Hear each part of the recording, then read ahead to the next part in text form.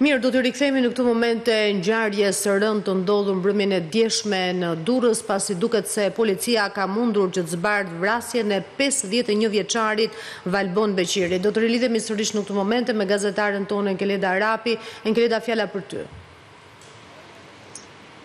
Të përshëndes Iva, policia e Durrësit ka mundur të zbardhë edhe ngjarjen e rëndë të ndodhur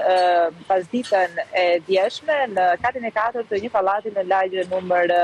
12 të qytetit të Durrësit. Policia sqaron se mes personave të shoqëruar për dëshmuar mbi rrethanat apo edhe faktin se çfarë dini mbi ngjarjen, ka mundur të gjejë dhe autorin e vrasjes duke bërë dhe arrestimin e tij. Identiteti i autorit deri në momentin që ne po flasim ende nuk është bërë i ditur nga ana e policisë, pasi aktualisht në forma do, por edhe hetuesit e çështjes po e marrin në pyetje rreth rrethanave apo edhe motivit të saj që ka detyruar këtë fundit për të vrarë dhe për goditur disa herë me tik 51 vjeçarin. Paraprakisht policia nga qyerja e vendit të ngjarjes dhe pikërisht në katin e 4 të apartamentit ka gjetur doza të vogla të lëndëve narkotike dhe nga informacionet që ka marrë kryesisht tek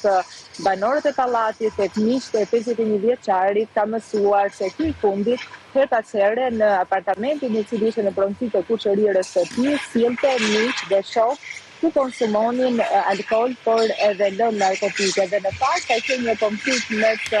autorit dhe viktimës, të cilët janë të leshur dhe të paktën sipas policisë të tregon edhe vendi i ngjarjes apo mënyra si është kryer krimi, pasi 51 vjeçari përveç se dëmtimeve me tik kishte edhe shenja dhune në trup, duke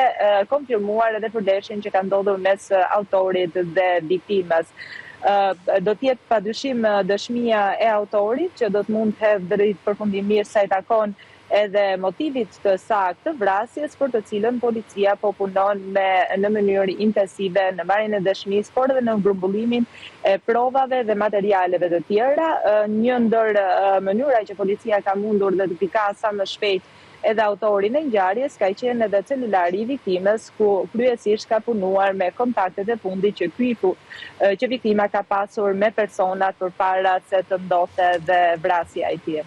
Enkeleda,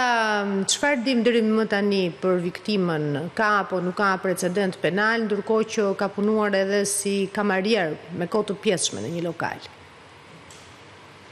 Por në fakt Iva është e vërtet, paktën nuk është një person i skeduar nga ana e policisë së Durrësit, nuk konsiderohet si një person problematik në zonën ku banonte apo edhe në familjen e tij. Ai punonte me kohë të pjesshme si kamarier dhe kryesisht punën e merrte në orën 4 të pasdites. Në fakt në momentin që nuk është paraqitur në punë, ka qenë pikërisht pronari që ka komunikuar me të afërmit të tij duke i pohuar se pse nuk ka ardhur sot në punë, dhe kjo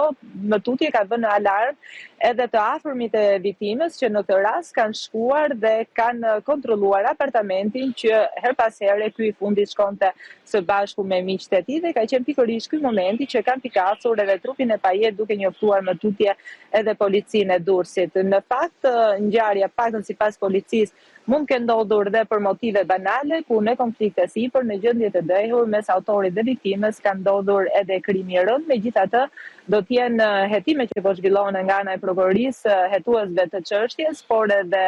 të vetë autorit të ngjarjes, që do të mund të hedhin dritë saktësisht se cili është motivi dhe çfarë ka ndodhur më tutje mes viktimës dhe autorit. Sërish për raportimin tënd, ndërkohë ne ecim më tej me të tjera lajme.